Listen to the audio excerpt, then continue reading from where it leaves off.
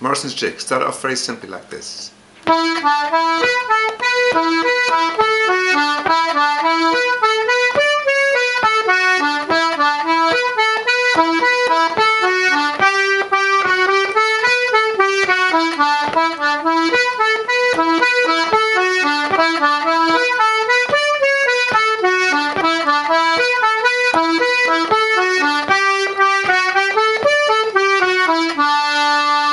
That's the second part, the first part.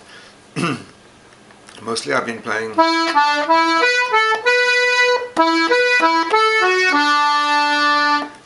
and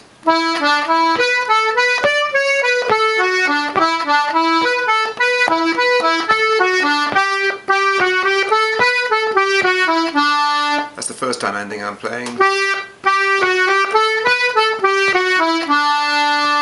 The second time ending is a bit different.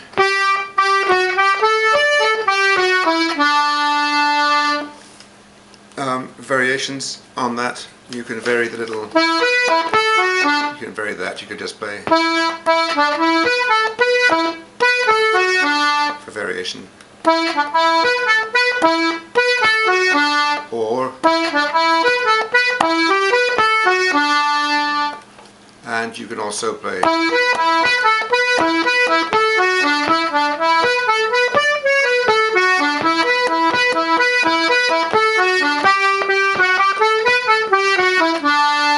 But not too much.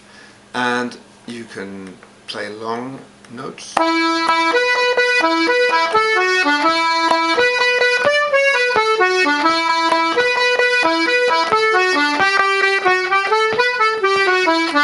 Using two fingers.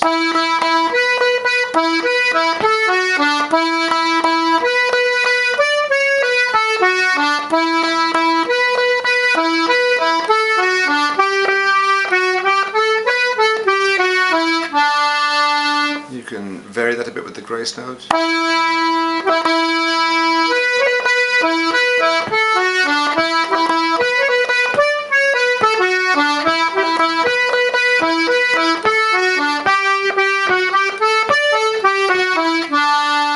So that gives you a few different things you can try in that piece, and if you put them all together in the first part, it'll sound a bit like this maybe.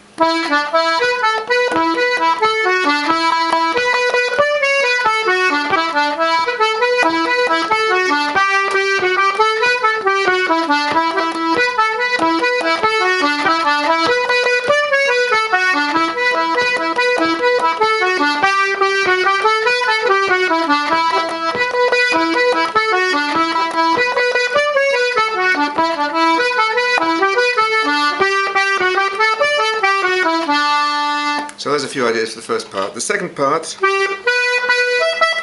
try it like this first.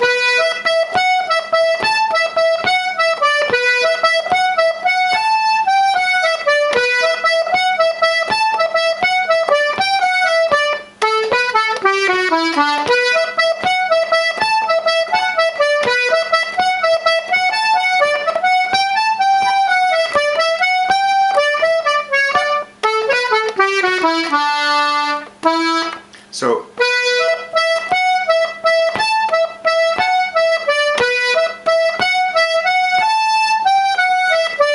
it's really the simplest way of doing it. Repeated button presses with the second finger and getting the F sharp on the same row, the inner row. When you practice that, make sure you don't play it staccato, because that doesn't sound like a jig at all.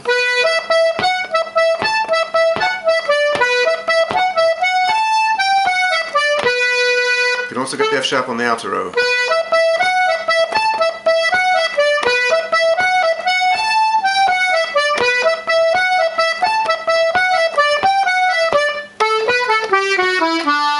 Which I think is a better idea. It also works with the minor chord, so it makes it better for the basses too. And if you want, you can swap fingers.